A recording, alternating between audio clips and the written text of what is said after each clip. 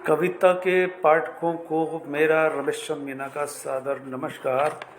आदिवासी नृत्योत्सव, ये कविता आदिवासियत कहानी को किस तरह से कविता में तब्दील करता हुआ एआई, सुनिए।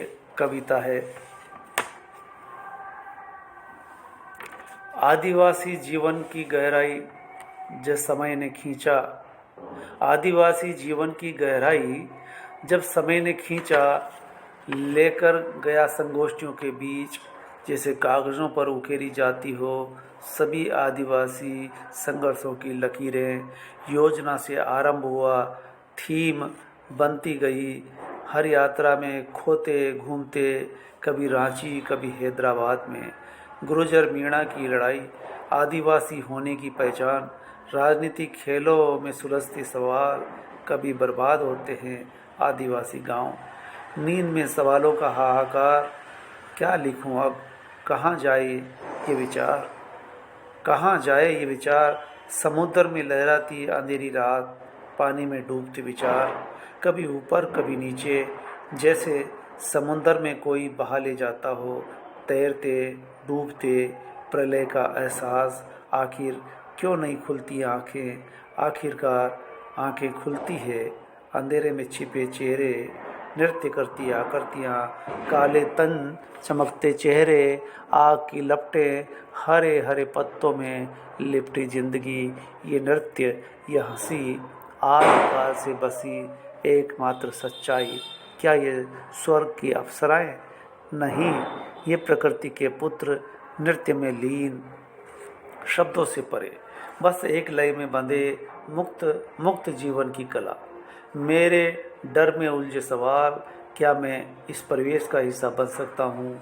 ये नृत्य, ये हंसी, क्या ये मुझे समझ सकते हैं, या फिर ये मेरी असमर्थता का मजाक उड़ा रहे हैं? अब सूरज की किरणें ललचाती है, अब सूरज की किरणें ललचाती है, आशा के रूप में उजास बढ़ता है। जंगल के एक कोने से वो भैंसा फिर बढ़ता है, वैसे जैसे जीवन के असमंजस में कोई चढ़ाने वाला आता हो।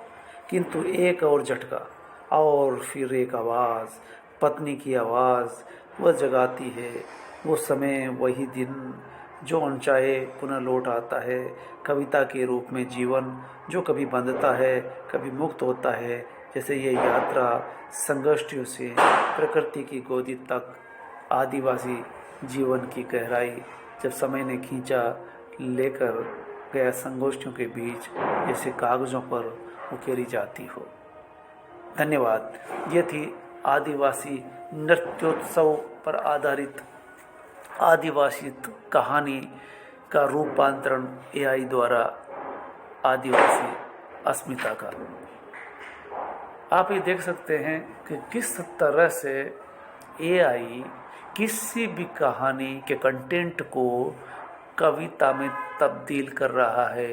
ये एक उदाहरण है आपके सामने कि आप किसी कहानी को किस तरह से कविता में तब्दील होता हुआ एक कंप्यूटरीकृत एआई से, कृत्रिम बुद्धिमत्ता से बदला जा सकता है।